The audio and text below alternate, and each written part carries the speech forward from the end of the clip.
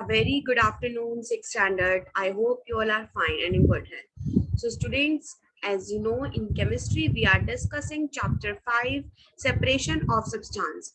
And today we are going to discuss about the topic solution. So, in yesterday lights class, we have already discussed about this topic, but some students were absent in my class and there is lack of conversation because of the network issue. So today I'm going to give you video on that topic so you can revise the whole topic again. So student, let's discuss first contents of this chapter, that how much chapter we have covered. So students, we have covered the introduction of separation and substance and what do we mean by mixtures, and we have already discussed about the some separation techniques like hand picking, threshing, winnowing, sieving, sedimentation, decantation, filtration, evaporation and condensation. And today we are going to discuss about water. Can water dissolve any amount of substance? मतलब हम water में क्या water हर एक चीज को अपने अंदर dissolve कर लेता है? तो हम इस बारे में डिस्कस करेंगे. पहले हम डिस्कस करेंगे सॉल्यूशंस क्या होते हैं. So students, when you are going to dissolve some solid into a in a liquid that is non its solution, जैसे कि हम सॉल्ट को वाटर में डिसॉल्व करते हैं तो हम उसको बोलते हैं सॉल्यूशन, है ना. जब हम दो चीज को मिलाकर जब हमें एक मिक्सचर मिलता है, that we can say it is a solution. So student, ये हमारा हो गया सोल्यूशन क्या होता है. ओके, तो सोल्यूशन हमारी दो चीजों से बनता है. लाइक उसमें दो चीज होती है, सोल्यूट एंड सॉल्वेंट. सोल्यूट क्या होता है स्टूडेंट, जो हमारी लेसर क्वांटिटी में प्रेजेंट होता है, एंड सॉल्वेंट वो होता है जो हमारी लार्जर क्वांटिटी में प्रेजेंट होता है. लाइक अभी मैं आपको बता देती हूँ, जैसे कि yes. So students, in this जब हम बारे में बात करेंगे सॉल्यूट एंड सॉल्वेंट के बारे में, हम इस स्लाइड में बात करते हैं. सॉल्यूशंस क्या होते हैं? The solutions obtain when solid, liquid और gases dissolves in liquid are called solution. So वो मिक्सचर जो हमें ऑब्टेन होते हैं सॉलिड, लिक्विड और गैस से, जब हम डिसॉल्व करते हैं लिक्विड्स में, उनको हम बोलते हैं solution. Solute the substance which dissolves in a liquid is called solute. तो वो चीज जो हम एक लिक्विड में डिसॉल्व कर रहे हैं, that is known as solute. It is present in lesser amount, ये कम अमाउंट में होती है. For example common salt, sugar etcetera. Solvent जो हमारी ग्रेटर क्वांटिटी, लार्जर क्वांटिटी में होती है, जिसमें हम एक सब्सटेंस को डिसॉल्व करते हैं, that is known as solvent. For example water, petrol, kerosene, alcohol etcetera. Water dissolve more substance and therefore it is known as universal solvent. So water को students हम universal solvent बोलते हैं, क्योंकि सबसे ज्यादा जो चीज dissolve की जाती है वो सबसे ज्यादा water में की जाती है. That is why it is known as universal solvent. Now you have already, and now I hope you all have understood what do you mean by solution. The mixture when we obtain when solid, liquid or gas dissolves in liquid are known as solution. Solute, the substance which dissolves in a liquid, is called solute. Solvent, the liquid that is present in larger quantity. So students, as you know that different substances have different solubility in same amount of water. हर एक substance की हर एक solubility होती है. जरूरी नहीं है कि अगर इतने वाटर में मैंने एक चम्मच को 1 टेबल स्पून सॉल्ट को हमने डिसॉल्व कर दिया है, तो सेम वाटर में 1 टेबल स्पून ग्लूकोज को भी डिसॉल्व कर सकते हैं. तो ऐसा जरूरी नहीं होता. तो हर एक सब्सटेंस की अपनी अपनी डिफरेंट सॉल्युबिलिटी होती है. सो स्टूडेंट, इसमें एक टर्म आती है सैचुरेटेड सॉल्यूशन. तो स्टूडेंट, जब हम हमारे suppose we have 1 glass of water or half glass of water and we are going to dissolve salt into it. So if we have dissolved already 1 tablespoon of salt in that particular amount of water. Now we are going to add 2 tablespoons in that same amount of water. Now we are going to do 3 tablespoons of salt in a particular amount of water. तो आप देखोगे एक stage आ जाएगी जब आपके पास when no more solute can be dissolved in our that particular amount of water at a given temperature. तो एक stage हमारे पास ऐसे आ जाती है जब ना उसमें कोई सॉल्यूट डिसॉल्व नहीं हो सकता एक जो भी गिवन टेम्परेचर पे आपको दिया गया है। तो ऐसे सॉल्यूशंस को हम बोलते हैं सैचुरेटेड सॉल्यूशन। कि अब हमें एक स्टेज आ गई है, अब हमें पता है कि अगर मैं अब 1 टेबल स्पून उसमें और डिसॉल्व करूंगी तो वो सॉल्वेंट उसको नहीं लेगा। So that is known as saturated solution. Saturated solution, a solution which cannot dissolve more solute at a given temperature is known as saturated solution at a dead temperature. उस temperature पर हम बोलते हैं उसको saturated solution. तो इसमें एक और टर्म आ जाती है, अगर मैं इसके आगे U and N लगा दूं, ठीक है, अगर मैंने इसको अनसैचुरेटेड बना दिया है, तो सैचुरेटेड अनसैचुरेटेड सॉल्यूशन स्टूडेंट्स वो होते हैं जिसमें हमें पता है कि अभी इसमें मोर सॉल्यूट डिसॉल्व हो सकता है, तो that solution is known as unsaturated solution. So saturated solution, a stage come when no more solute is at a particular stage, the solution is said to be saturated when no more solute can be dissolved in a solution at a given temperature। आप उसका temperature race करके नहीं बता रहे हैं, एक आपको temperature room temperature पे आपको करना है, उसको हीट नहीं करना है, उसको फ्रीज नहीं करना है। जो आपका नॉर्मल वाटर होता है आपको उसी में ही सॉल्यूट को डिसॉल्व करना है। और आप देखेंगे कि एक पर्टिकुलर स्टेज के बाद अब जब एक सॉल्यूशन में वो अपने अंदर अब कोई सॉल्यूट डिसॉल्व नहीं करेगा, that is known as saturated solution. और जब अनसैचुरेटेड सॉल्यूशन, जब हमें पता है कि इस पर्टिकुलर अमाउंट ऑफ वाटर में we can dissolve some amount of solute, now then it is known as unsaturated solution. I hope you all have understood these terms. अब solubility क्या होती है? अभी हम एक वर्ड में बार बार यूज कर रही थी, at a given temperature, at a given temperature. तो student at a given temperature means कि हम उसको हीट नहीं कर रहे हैं। अब आप देखेंगे जब भी आप घर में एक चीज आप नोटिस करना, जब भी आपकी मदर एक लेमोनेड बनाने की कोशिश करती है, लेमोनेड बनाती है, तो वो हमें we put ice at the edge. हम जब पूरा लेमोनेड बन जाता है हम तब उसमें आइस डालते हैं, या फिर हम हमेशा जब भी शुगर डिसॉल्व करते हैं तो हम नॉर्मल वाटर में डिसॉल्व करते हैं, then we'll add ice into it. What is the reason behind it? Student, the reason behind it, temperature increase the solubility and temperature decrease the solubility. Temperature increase भी करता है, temperature decrease भी करता है।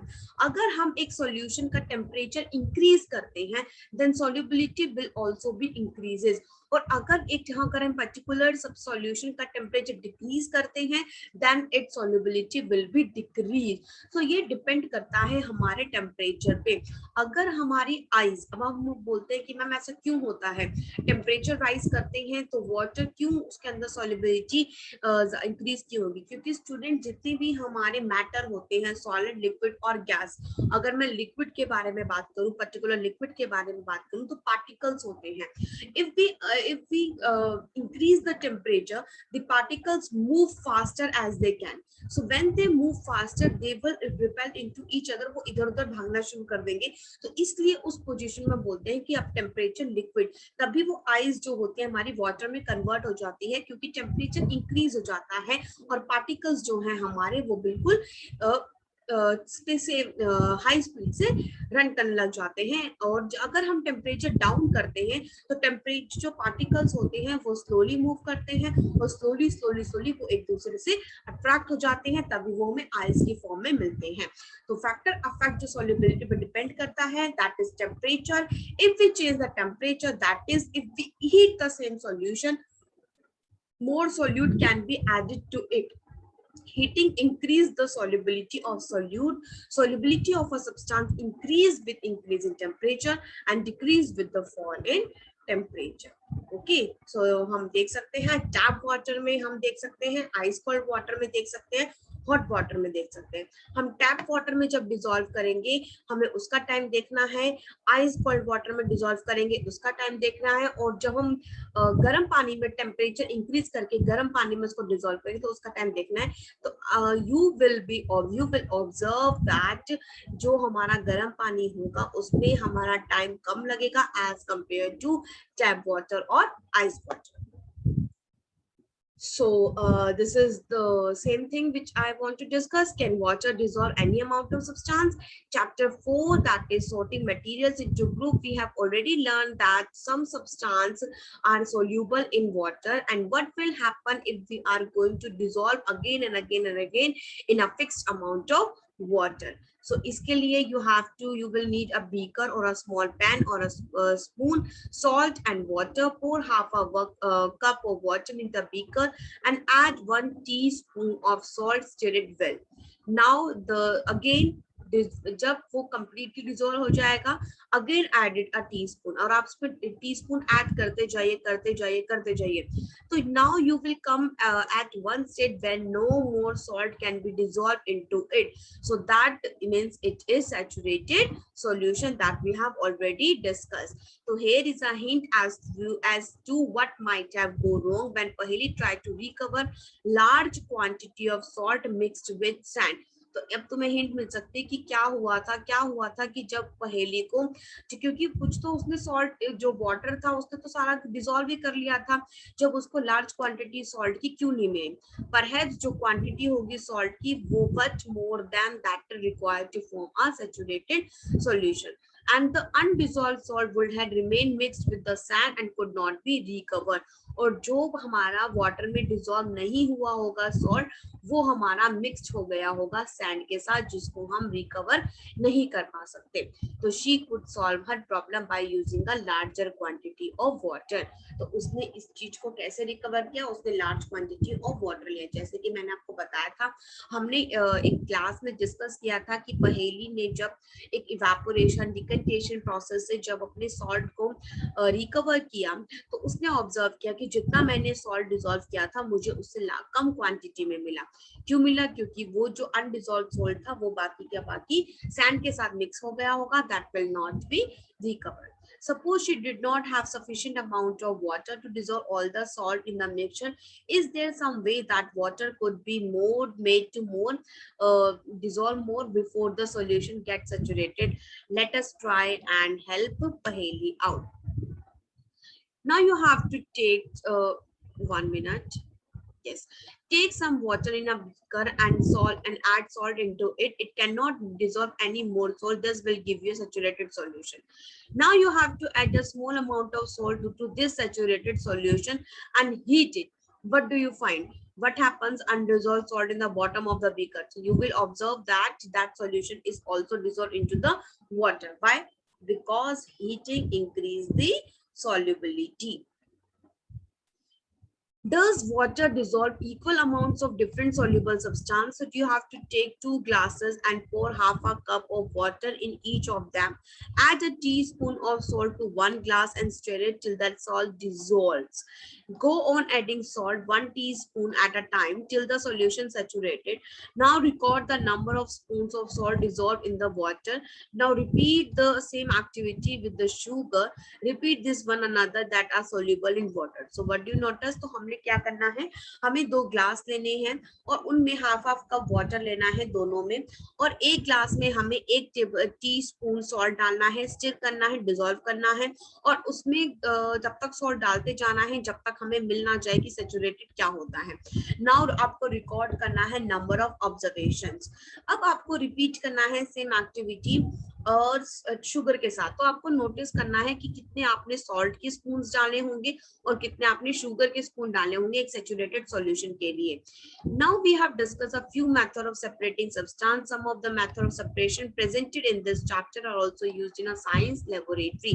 So students, what we have discussed, what we have learned from this chapter, a solution is prepared by dissolving a substance in a liquid.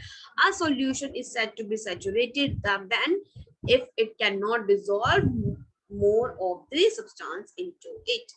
So students, today what we have discussed what do you mean by solutions, what do you mean by saturated solution, and unsaturated solutions. And in this chapter we have learned lots of definitions: churning, condensation, decantation, saturated, sedimentation, evaporation, hand picking, winnowing, solution. I hope कि हम सब ने ये सारी की सारी activity, सारी definitions हमने लर्न कर ली है. So thank you. So this is your this is the uh, yesterday assignment which I have given to you. That is important definition. So you have to learn these definitions thoroughly. Thank you so much, students. I hope you all have understood all the points. If you have any doubt, you can message me. Thank you.